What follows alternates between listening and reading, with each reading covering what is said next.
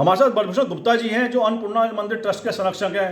तो आपको क्या लगता है, क्योंकि खुद आप धार्मिक संस्था से जुड़े हुए हैं, अनेक आपने कार्यक्रम भी आयोजित किए हैं, तो बड़ा इस तरह का जब आयोजन होता है तो उसमें क्या विशेष ध्यान रखना चाहिए प्रशासन को, जिससे कि इस तरह की दुर्भाग्यपूर्ण घटना ना घटे? जो धार्मिक आयोजन होते हैं वो श्रद्धा के आस्था का केंद्र होते हैं। इन आस्था के केंद्रों में हमारी माताएं, बुजुर्ग माताएं, बहनें ज़्यादा सम्मिलित होती हैं। हमको कम से कम सीनियर सिटीजन के लिए ऐसी सुविधा प्रदान करनी चाहिए ताकि वो आसानी से उस धार्मिक आयोजन का लाभ ले सकें, सुन सकें या देख सकें या उसमें गंगा स्नान की डुबकी लगा सकें। हमने देखा है कि बहुत सारी जगह पर सीनियर सिटीजन की कहीं भी कोई कदर नहीं है, ना ही उनकी व्यवस्था का वो है। जिसके घोटों में जितनी जान है वो उतना ही चल सकता है, उतना ही आगे दौड़ सकता है। आज की तारीख में लोगों का घूमना टहलना तो बंद है, आदमी 10 कदम नहीं चल सकता। जो जैसे कुंभ में ये इतना बड़ा हादसा हुआ है उसका मेन कारण ये है 12 से 18 किलोमीटर दूर आदमी को चलना पड़ता है, उसके बावजूद वहाँ पर बैरिकेटिंग लगाकर दूसरी तरफ मोड़ दिया जाता है। जब आदमी थक जाता है तो उसके अंदर एक जोश पैदा होता है, उस जो कि मैं आगे निकलूं। उस आगे निकलने में जो उससे पहले के आदमी होते हैं उनको रोकता हुआ वो आगे बढ़ता है, यही हादसे का कारण होता है। कम से कम कोई भी धार्मिक आयोजन होता है उसमें सीनियर सिटीजन का, महिलाओं का विशेष ध्यान रख के आयोजन की रूपरेखा बनाई जाए तो कभी भी आयोजन खराब नहीं होने का कामयाब होगा। बहुत ही आपने सार्थक विचार बताया, तो सलाह भी दी है कि जब बड़े धार्मिक आयोजन होते हैं तो उसमें कम से कम खास तौर से जो बच्चे हैं और सीनियर सिटीजन का विशेष रूप से उनको दृष्टिगत रखते हुए ऐसे कार्यक्रम वहाँ पे बनाना चाहिए, ऐसी नीतियाँ बनानी चाहिए जिससे कि सीनियर सिटीजन के कम से कम दुश्वारियाँ उनके सामने आएँ। हमारे साथ सीनियर सिटीजन भी और रिटायर्ड प्रिंसिपल भी डॉक्टर प्रेम कुमार शर्मा जी हैं। अनेक ये भी धार्मिक संस्थाओं से, सामाजिक संस्थाओं से जुड़े हुए हैं। तो आपको क्या लगता है कि जैसे ब्रजभूषण जी ने कहा कि विशेष एक योजना बनानी चाहिए इस तरह के आयोजन के लिए सीनियर सिटीजन को लेकर, आपको क्या लगता है कि कौन सी ऐसी कमी रह जाती है इतने बड़े आयोजन में, या जो इतनी बड़ी संख्या एकदम ऐसे कुंभ के अंदर आ जाती है, बड़े आयोजन में आ जाती है, तो क्या समस्या आप देख पाते हैं इसके अंदर, क्या आपको कारण लगते हैं? देखो जी, ये जो अभी ब्रजभूषण जी ने कहा है ये धर्म का आस्था और का केंद्र है, और इस आस्था में जब राजनीतिक पुतला हो जाएगा तो निश्चित रूप से दुर्घटनाएं होंगी। मेरा अपना स्पष्ट मानना है कि इसमें मीडिया और सरकारी तंत्र का इतना दुरुपयोग हो रहा है, इतना प्रसारित कर दिया गया है कि हर आदमी ये सोचता है कि 144 साल हो गए यार, चलो चलो चलो, और आप ये कह रहे हैं कि नाव नाव नाव, पहले आप आमंत्रण दे रहे हो फिर कह रहे हो मत आओ, तो ये अव्यवस्था है। इस अव्यवस्था को रोकने का तरीका ही केवल एक है, ये धार्मिक आस्था का केंद्र विषय है और हर आदमी चाहता है कि कुंभ में डुबकी लगाए। और अब तो मतलब राजनीतिक पार्टियों का मुद्दा कोई नहीं रहा, एक डुबकी लगा रहा गंगा जी में, एक चैलेंज कर रहा है तुम यमुना में लगाओ, तो डुबकी का ही चुनाव हो गया क्या? ये कोई मतलब नहीं रहा। चुनाव के अवसर पर आप सारा के सारे नेता वहाँ पर जा रहे हैं, तो जो प्रशासन है वो प्रशासन वीआईपी की सुरक्षा करेगा या आम जनता की सुरक्षा करेगा? बिल्कुल, बहुत आपने ऐसा मुद्दा उठाया था कि डुबकी भी राजनीति का विषय बन गई है। तो जहाँ आस्था है, जहाँ हमारी भावनाएं जुड़ी हुई हैं, उसमें राजनीति किस लिए? तो ये मुद्दे लगातार चर्चाओं बने हुए हैं। हमारे साथ जगमोहन चकाल बहुत ही सीनियर जर्नलिस्ट हैं।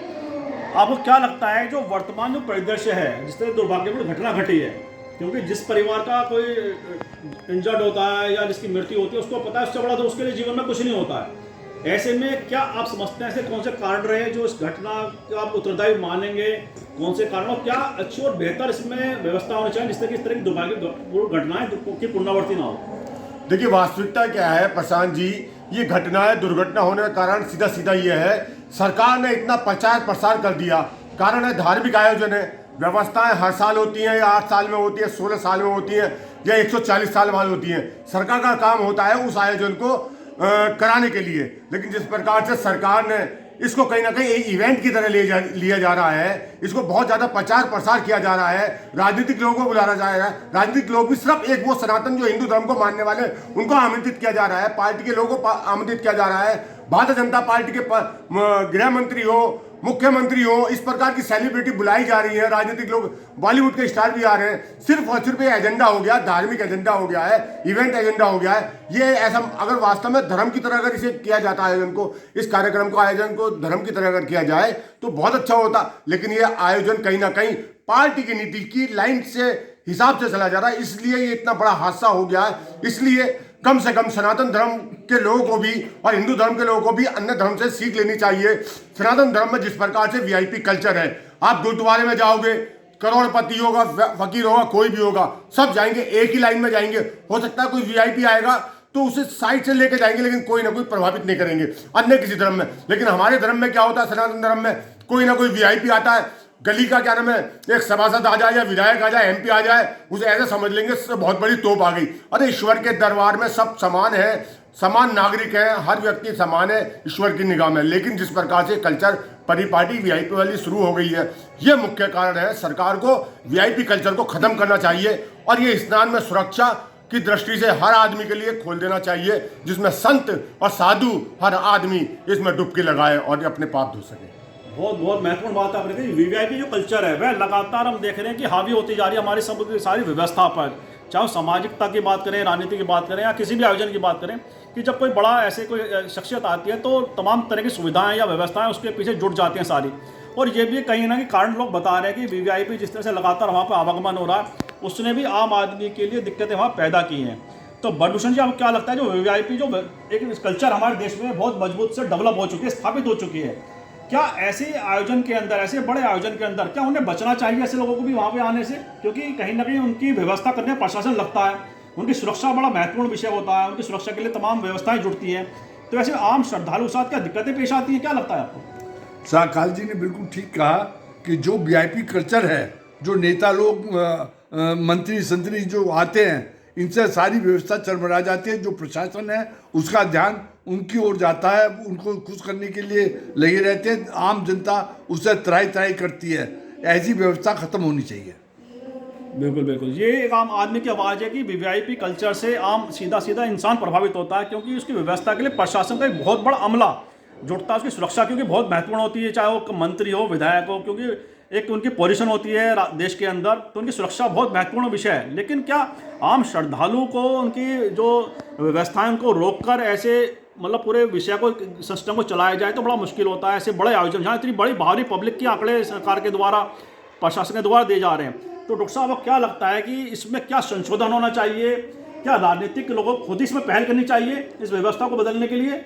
देखो जी, सरकार का केवल एक काम होना चाहिए कि जो भी वहाँ भक्त लोग आ रहे हैं, आस्थावान लोग आ रहे हैं, उनकी सुरक्षा व्यवस्था संभाले वो। लेकिन यहाँ मुझे ऐसा लग रहा है कि ये सारा का सारा राजनीतिक एजेंडा है, क्योंकि हमारा देश जो है अंधविश्वासों का देश है। इसमें ये नहीं देखा, यहाँ तर्क की कोई गुंजाइश ही नहीं है। एक दफ़ा तुमने आह्वान कर दिया तो जनता भागेगी और उन्हें ये लगेगा कि सारा पुण्य अभी कमा लो।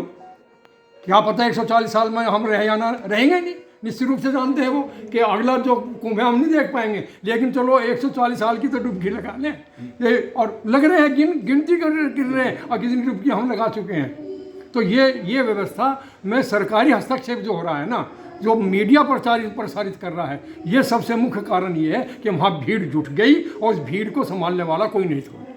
बिल्कुल ठीक कहा आपने कि जो आस्था है, जो विश्वास है, उसके आगे सारे तर्क बेमानी होते हैं, क्योंकि तर्क आस्था के आगे कहीं नहीं टिकते हैं, सब बेमानी होते हैं। और ये अनेक वर्षों से बहस के विषय बने हुए हैं। जब आदमी तर्क की कसौटी पर आस्था को तोलता है तो कहीं ना कहीं तर्क जो है फेल ही दिखाई देते हैं, क्योंकि आस्था हर आदमी के मन मस्तिष्क में इतनी विराजमान है, उसके आगे वह सुनना नहीं चाहता किसी तरह की बात। जैसे आपने कहा कि 144 साल बाद संयोग बन रहा है महाकुंभ का, उसमें हर कोई चाहता है कहीं ना कहीं मैं भी उस पुण्य का लाभ ले लूँ कि मेरे जीवन का जो कष्ट है वह भी दूर हो जाए इस बहाने। तो मैं शाकाल जी के पास आता हूँ कार्यक्रम के अंत में। आपको क्या लगता है कि जो वर्तमान व्यवस्था है, जैसे गुरु जी ने भी कहा कि तमाम तरह की आस्थाएं जुड़ी होती हैं लोगों की, और 144 साल का संयोग ऐसा आया है कि हर आदमी चाहता है उस महाकुंभ का जो पुण्य लाभ है वह उसको मिल जाए, उसके परिवार को मिल जाए। क्या लगता है आपको, आस्था कितनी एक महत्वपूर्ण विषय है इन सब चीज़ों को देखते हुए? देखिए प्रशांत जी, कभी व्यवस्थाएं जब बनाई गई थी 8 साल बाद, 16 साल बाद, 140 साल बाद, ऐसा है कि एक स्थान निश्चित कर दिया गया कि अब यह कुंभ बनेगा, यहाँ महाकुंभ लगेगा, ये कुंभ लगेगा। गंगा का स्नान मौनी अमावस्या है, कहीं पे भी हो सकता है। धार्मिक स्थल है, जहाँ है सब जगह प्रभु का जल है, चाहे वो हरिद्वार में हो, चाहे कुंभ में हो, या गंगा में हो, यमुना में हो, सब जगह एक ही व्यवस्था है। कुंभ का स्नान होना चाहिए, मौनी अमावस्या का स्नान होना चाहिए, किसी भी स्थान पर हो जाना चाहिए। लेकिन जो उस समय जिस समय ये व्यवस्थाएं बनाई गई थी उस समय साधु संत और जो धार्मिक लोग थे वो संख्याएं कम हुआ करती थी। अब कहीं ना कहीं ये पाखंडवाद और वो कुछ है, कहीं ना कहीं इसमें परिवर्तन करना चाहिए। जगह जगह सिस्टम बनाए जाने चाहिए। कुंभ हो रहा है तो कुंभ का स्थान जैसे बनारस में हो, हरिद्वार में हो, 144 साल बाद हो रहा तो 144 साल बाद हो, लेकिन व्यवस्था ऐसी होनी चाहिए। प्रयागराज में अलग, गंगा जी में अलग, जमुना जी में अलग, अलग अलग व्यवस्था होनी चाहिए। जिस प्रकार से एक जगह जैसे मुख्यमंत्री योगी आदित्यनाथ ने कहा कि 10 करोड़ लोग क्या नाम है महाकुंभ में एक जगह पहुंच चुके हैं। जब 10 करोड़ लोग एक ही जगह पहुंच जाएंगे तो आप अनुमान लगाइए, मैं समझता हूं ईश्वर ही आकर उस व्यवस्था को संभाल सकता है। मानव के हाथ में तो है नहीं कि इस 10 करोड़ लोगों को इंसान संभाल ले, पुलिस संभाल ले या कोई सरकार संभाल ले। इसको कहीं ना कहीं जो व्यवस्था है, जैसे कहते हैं ना हिंदू धर्म में कम से कम समय समय पर सुधारक होते हैं, तो हिंदू धर्म में ये व्यवस्थाएं कम से कम डिवाइड होनी चाहिए। मेरा तो व्यक्तिगत मानना ये है। बिल्कुल, बहुत अच्छा आपने मतलब ऐसा आपने महत्वपूर्ण सुझाव दिया है कि वास्तव में जो आस्था, देखो आस्था का तो वही जैसा मैंने कहा तर्क उसका बेमानी होते हैं, लेकिन बात यह है कि जो हम गंगा को माँ के समान मानते हैं, उनकी पवित्रता को हर कोई स्वीकार भी करता है, तो गंगा जितनी जगह से उसका प्रभाव हो रहा है तो वहाँ पे आप डुबकी लगा सकते हैं, उस पुण्य का लाभ ले सकते हैं। ये सब लोगों को भी सोचना पड़ेगा कि एक जगह इतनी सारी बड़ी संख्या अगर एकत्रित हो जाती है तो सरकार के लिए, प्रशासन के लिए बड़ा मुश्किल होता है उस व्यवस्था को संभालना। तो ऐसी दुर्घटना ना हो, ऐसी दुर्भाग्यपूर्ण हादसे ना हो कि किसी का कोई अपना उस घटना का उसमें उसकी जान जाए। ये बड़े दुखद संयोग होते हैं, दुखद प्रसंग हैं। और हम इस चैनल के माध्यम से भी उन सब दिवंगत आत्माओं की शांति के लिए प्रार्थना करते हैं ईश्वर के चरणों में कि उनको दिवंगत आत्माओं को मोक्ष मिले, उनके परिवार को दुख को सहने की शक्ति मिले। और इन्हीं शब्दों के साथ एक चर्चा को विराम भी देते हैं और साथ ही आपसे हम अपील भी करते हैं इस चैनल को सब्सक्राइब भी करें और लाइक भी करें, जिससे कि इस तरह की महत्वपूर्ण चर्चाएं हम आपके सामने पेश करते रहें। बहुत बहुत धन्यवाद आप सभी का।